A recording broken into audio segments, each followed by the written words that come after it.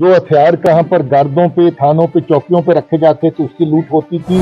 सबसे बड़े हरामी जो टेररिस्ट थे उनका जिक्र कर रहा था। जो इलाका जिसकी पहाड़ियां कभी मिलिटेंसी और बंदूकों की गूंज में, छाया में रहती थी। जो गद्दार 119 यहाँ के वहां बैठे हैं, गद्दार न सिर्फ पुलिस के खातों में गद्दार हैं बल्कि उन लोगों के खाते में भी गद्दार हैं। पंजाब की मिलिटेंसी खत्म हुई, कश्मीर की मिलिटेंसी उसके साथ ही शुरू हुई। दोनों जगह मिलिटेंसी की माँ एक है। चोर दो हैं मगर दोनों चोरों की माँ एक है। दहशतगर्द दो जगह पे, पर दोनों की माँ एक है और वो माँ पाकिस्तान है। और पाकिस्तान की एजेंसियां जो उस मिलिटेंसी को चलाती हैं वो खुशहाली के रास्ते पर चलाया है। मुझे याद है कि जहां पर कितनी कितनी बड़ी जो सड़कें बनाने के लिए जेलाटिन रॉड्स की लूट होती थी, जो हथियार कहां पर गार्डों पे, थानों पे, चौकियों पे रखे जाते थे, उसकी लूट होती थी। मैं वो नूरे कमांडो को, या उस वक्त का हाजी आरिफ, जो सबसे बड़े हरामी जो टेररिस्ट थे, उनका जिक्र कर रहा था।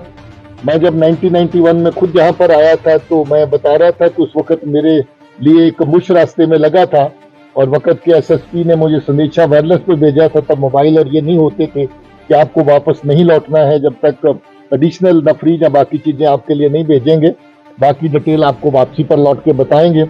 मुझे याद है मैं एज डिस्ट्रिक्ट एसपी डोडा भी जहाँ पर दौरा लगाया 93-94 में जहाँ पर आया था, तो इसके चलते आज डीजी होने के नाते फिर यहाँ आए। मुझे खुशी है कि ये इलाका जिसकी पहाड़ियां कभी मिलिटेंसी और बंदूकों की गूंज में, छाया में रहती थी, आज जहाँ पर मुझे अच्छी फसलें खिली हुई, लोगों के चेहरे मुस्कुराते हुए और अच्छी जो बिजनेस एक्टिविटी यहाँ पर नजर आ रही है। सड़कें जो कभी यहाँ पर दिखती नहीं थी, आज काफी इलाकों में नई नई सड़कें तमीर हुई नजर आती हैं। बालपद्री को जाती हुई सड़क मैं देख रहा था तो मुझे दिखाई दे रहा था कि इस रास्ते पे कभी सड़क होती नहीं थी।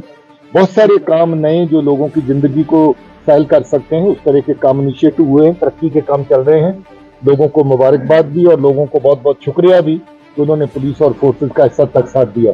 बाकी जो आपने कहा कि जो गद्दार 119 यहाँ के वहां बैठे हैं, उनके खिलाफ अलग अलग तरह की कार्रवाई, मैंने पहले ही जिक्र किया है कि वो गद्दार न सिर्फ पुलिस के खातों में गद्दार हैं बल्कि उन लोगों के खाते में भी गद्दार हैं।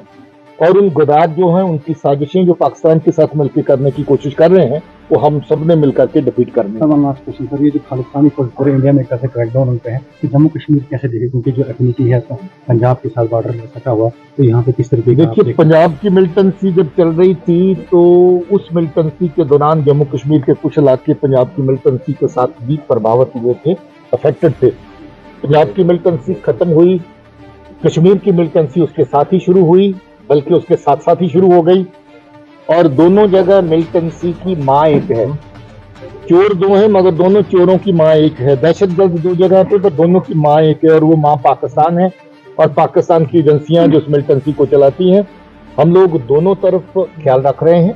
पंजाब की मिलिटेंसी का जहां पर कोई खासा असर किस तरह का नजर नहीं आता है, जहां की मिलिटेंसी का असर लगभग खत्म हो चुका है।